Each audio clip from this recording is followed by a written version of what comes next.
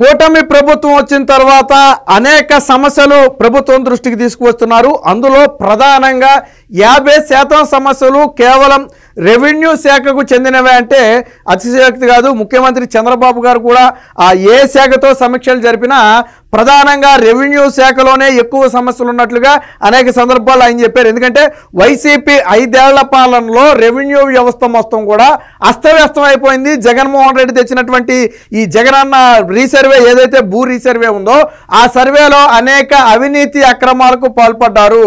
ఉన్న భూమి ఏమో తక్కువ భూమి ఏమో ఎక్కువగా పడింది, ఎక్కువ భూమి ఏమో తక్కువ పడింది, పక్కన వాళ్ళ భూమి నా పేరు మీద వచ్చింది, నా పేరు మీద భూమి ఏమో పక్కన వాళ్ళకి వెళ్ళింది. ఇలా 1 కాదు 2 కాదు అనేక రెవెన్యూ సమస్యలు వచ్చాయి. లక్షలాది దరఖాస్తులు వస్తున్న ఏకైక శాఖ రెవెన్యూ శాఖనే. లక్షల్లో వచ్చే దరఖాస్తులు ఈ 7 నెలల 8 నెలల పాలనలో దాదాపుగా లక్షల్లో దరఖాస్తులు వచ్చినటువంటి శాఖ ఏదైనా ఉందంటే కేవలం రెవెన్యూ శాఖే. ప్రతి వ్యక్తికి కూడా వాళ్ళ భూమి అనేది ఎంత ఇంపార్టెంటో మనందరికీ తెలుసు. బంగారం డబ్బుని ఎలా చూసుకుంటామో భూమిని అంతకంటే ఎక్కువగా చూసుకుంటారు. 1 సెంటు తేడా వచ్చినా అది వాళ్ళకి ఇబ్బందికరంగానే మారద్ది. సో ఇలాంటి రెవెన్యూ సమస్యలు పరిష్కరించడానికే కూటమి ప్రభుత్వం కూడా ఆల్రెడీ ప్రతి గ్రామంలో కూడా రెవెన్యూ సదస్సులు పెట్టడం, ఆ సమస్యలను వెనువెంటనే నిర్దిష్ట కాల పరిమితిలోపు పరిష్కరించడానికి ఆదేశాలు జారీ చేయడం ఆల్రెడీ జరిగింది.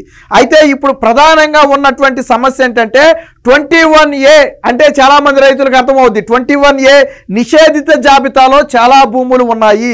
ఇవి కొంత వైసీపీ హయాంలో ఉన్నాయి, కొంత గతం నుంచి కూడా ఉన్నాయి, కొన్ని అధికారుల పొరపాట్ల వల్ల 22Aలో చేరిన భూములు కూడా ఉన్నాయి. సో ఏళ్ల తరబడి వీటిని అమ్ముకోవడానికి ఉండదు, వీటి వల్ల ఎటువంటి లబ్ధి పొందడానికి ఉండదు. భూమి ఉందంటే సో దాన్ని ఎవరికీ విక్రయించలేరు. సాధారణంగా భూమి అనేది ఏంటంటే ఎప్పుడైనా విక్రయానికి అనుగుణంగా ఉన్నప్పుడే మనకు ఉపయోగం తప్ప భూమి అక్కడ ఉంది కానీ దాన్ని నువ్వేం చేయలేవన్నప్పుడు అది ఉపయోగకరంగా ఉండదు. 21A నిషేధిత జాబితాలో ఉన్నటువంటి భూములు లక్షల ఎకరాలు ఉన్నాయి. దీనిలో వైసీపీ హయాంలో వచ్చినవే ఎక్కువ. ఎందుకంటే బెదిరించో భయపెట్టో భూమిని తక్కువ రేటు కొనాలని చూస్తారు. ఇటుపక్క వ్యక్తి నేను అమ్మనని చెప్పి మొరాయించాడు అనుకోండి, వాళ్ళ అధికార బలాన్ని ఉపయోగించి దాన్ని 21A నిషేధిత జాబితాలో చేరుస్తున్నారు.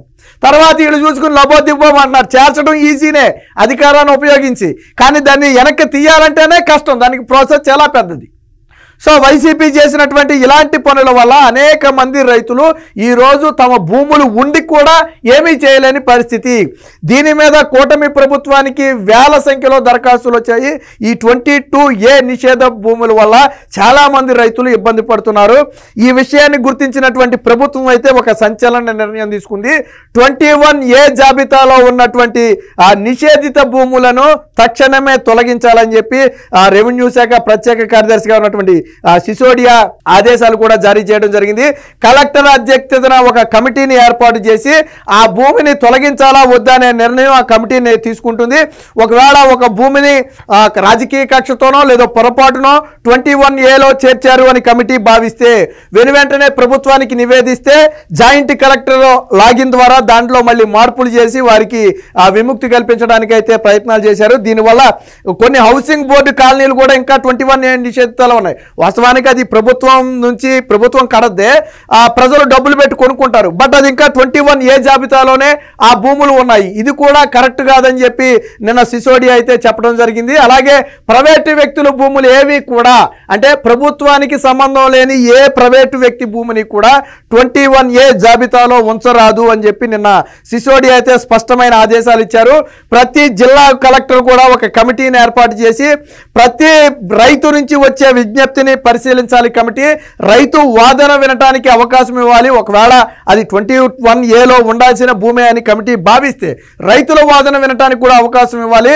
రైతుల వాదన కూడా విన్న తరువాత ఆ భూమిని నిషేధిత జాబితాల నుంచి తొలగించాలా వద్దా అనే నిర్ణయం తీసుకోవాలి తప్ప రైతులతో సంబంధం లేకుండా రైతుల వాదన వినకుండా ఏకపక్షంగా నిర్ణయాలు తీసుకోవడానికి లేదని చెప్పి నిన్న సిసోడియా అయితే ఆదేశాలు జారీ చేయడం జరిగింది. ఇది ఖచ్చితంగా రైతులకు 100కు 200% మేలు చేసే అంశం. ఏళ్ల తరబడి 21A జాబితాలో నిషేధిత జాబితాలో ఉన్న భూములకు ఇప్పుడు విముక్తి రాబోతుంది. ఇక ఆ చుక్కల భూములు, హక్కులు కల్పించినటువంటి చుక్కల భూములు అంటాం కదా మనం, ఇవి కూడా దాదాపుగా నిషేధిత భూములతో సమానం. సో ఈ హక్కులు కొన్ని చుక్కల భూములకు ఆల్రెడీ రైతులకు పూర్తి హక్కులు కల్పించారు. సో అలా హక్కులు కల్పించినా అవి ఇంకా చుక్క భూమిగానే చూపిస్తుంది అందులో. సో వాటిని కూడా చుక్కల భూమి నుంచి తొలగించాలని చెప్పి నిన్న సిసోడియా అయితే చెప్పడం జరిగింది. మొత్తంగా రైతు సమస్యల పట్ల కూటమి ప్రభుత్వం అయితే చిత్తశుద్ధితో పనిచేస్తుంది. వెనువెంటనే రైతు సమస్యలను, ముఖ్యంగా ఈ రెవెన్యూ భూ సమస్యలను పరిష్కరించే ప్రయత్నం అయితే చేస్తుంది. దీనికి సంబంధించిన వార్త కూడా వచ్చింది, ఒకసారి మనం పరిశీలిద్దాం. వైసీపీ హయాంలో ఏంటంటే కొత్త ప్రత్యేక చట్టాన్ని తెచ్చి ఏకంగా రైతుల భూములు కాజేయాలని ప్రయత్నం చేశారు. తర్వాత కూటమి ప్రభుత్వం వచ్చిన తర్వాత జీవోలన్నీ కూడా రద్దు చేసింది అనుకుంటే అది వేరే విషయం. సో ఆ నిషేధం చెల్లదిక. 21A నుంచి ప్రైవేటు భూములకు విముక్తి. మొత్తం సర్వే నంబర్ నిషేధిత జాబితాలో వద్దు. ప్రైవేటు భూములకు సర్వే సబ్ డివిజన్ చేయాలి. ఆన్లైన్ విన్నపాలపై కలెక్టర్ కమిటీ పరిశీలన. రెవెన్యూ స్పెషల్ సిసోడియా మార్గదర్శకాలు. హౌసింగ్ బోర్డు కాలనీలు, నివాస స్థలాలకు కూడా స్వేచ్ఛ.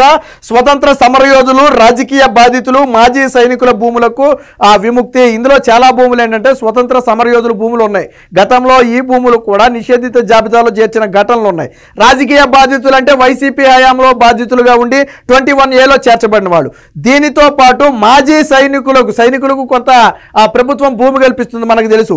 సో ఆ మాజీ సైనికుల భూములు కూడా 21A జాబితాలో ఉండి పాపం వాళ్ళు ఏమీ చేసుకోలేని పరిస్థితి. సో ఇలాంటి వాటన్నిటికీ కూడా పూర్తి ప్రక్షాళన కల్పించాలని చెప్పి నిన్న చెప్పడం జరిగింది. మొత్తం సర్వే నెంబర్లో నిషేధ జాబితాలో అవుతుంది. సాధారణంగా ఏంటంటే ఇప్పుడు ఈ 21Aలో ప్రధానంగా వచ్చిన సమస్య ఏంటంటే ఏదైనా ఒక భూమిని 21Aలో పెట్టాలంటే ఆ సర్వే నెంబర్ మొత్తం నిషేధిత జాబితాలో పెడుతున్నారు.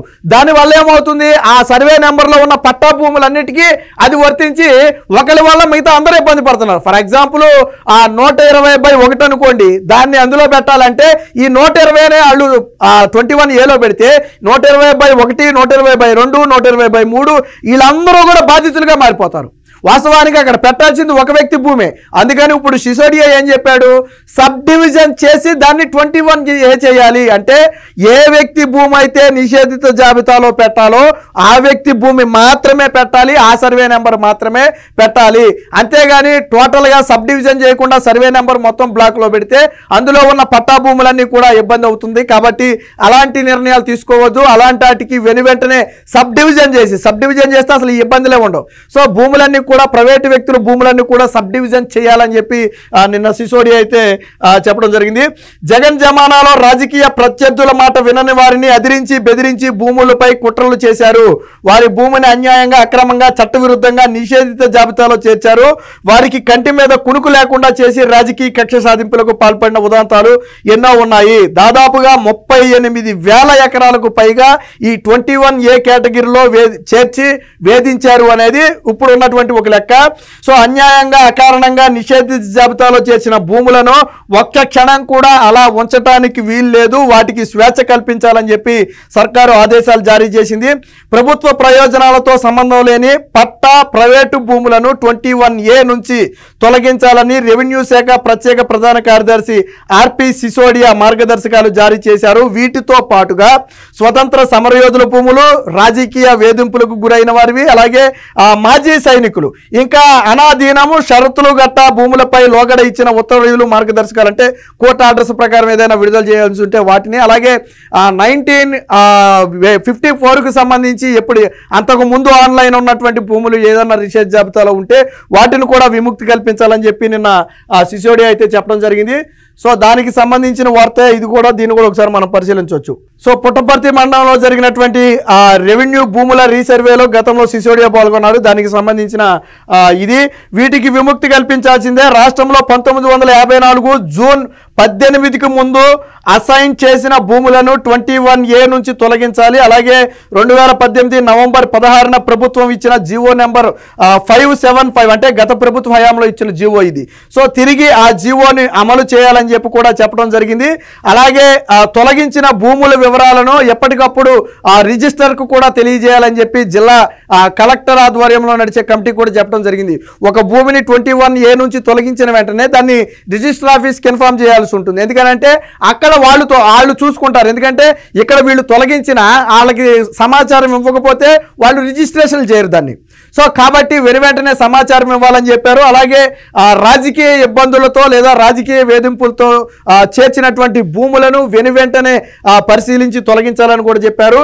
సో ఈ ఇంటి స్థలాలు కూడా ప్రభుత్వం ప్రజల నివాసం కోసం హౌసింగ్ బోర్డు కాలనీని ఏర్పాటు చేసింది, అందుకోసం భూములు కేటాయించింది, ఆ తర్వాత ప్రజలకు విక్రయించారు. అయితే కాలక్రమేణా ఆ భూములను నిషేధిత జాబితా నుంచి తొలగించాలి. కానీ ఇప్పటి వరకు అనేక ప్రాంతాల్లో హౌసింగ్ బోర్డు స్థలాలు నివాస భూములు ఇంకా నిషేధిత జాబితాలో ఉన్నాయి. ముఖ్యంగా శ్రీకాకుళం, విజయనగరం, అన్నమయ్య, పుట్టపర్తి తదితర జిల్లాల్లో ఈ సమస్య అయితే ఎక్కువగా ఉన్నట్టు గుర్తించారు. సో హౌసింగ్ బోర్డులు కూడా కొన్ని ఇంకా 21A జాబితాలు ఉన్నాయి. వాస్తవానికి అది ప్రభుత్వం విక్రయిస్తే ప్రజలు కొనుక్కున్నారు, వాటిని కొంతకాలం తర్వాత తొలగించాల్సిన బాధ్యత ప్రభుత్వానికి ఉంటుంది.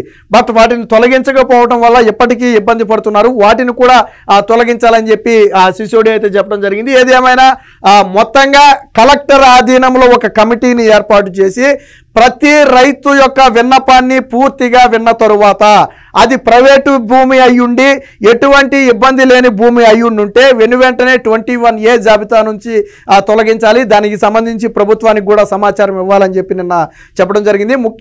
ఇది ఖచ్చితంగా రైతులకు ఒక శుభవార్త లాంటిదే. ఏళ్ల తరబడి కాళ్ళరిగేలాగా రెవెన్యూ ఆఫీసుల చుట్టూ తిరుగుతున్న వాళ్ళు కోకోళ్ళు స్టిల్ ఉన్నారు. 5-6 ఏళ్లకు పైగా 10 ఏళ్లకు పైగా చుక్కల భూముల నుంచి లేదా 21A నుంచి తొలగించాలని తిరిగేవాళ్ళు అనేక మంది ఉన్నారు. సో వారందరికీ కూడా ఇప్పుడు ఈ ప్రభుత్వం తీసుకున్నటువంటి నిర్ణయం ఉపశమనం లాంటిది. ఖచ్చితంగా రైతులందరూ కూడా ఇప్పుడు కూటమి ప్రభుత్వం తీసుకున్న నిర్ణయం పట్ల హర్షం వ్యక్తం చేస్తున్నారు.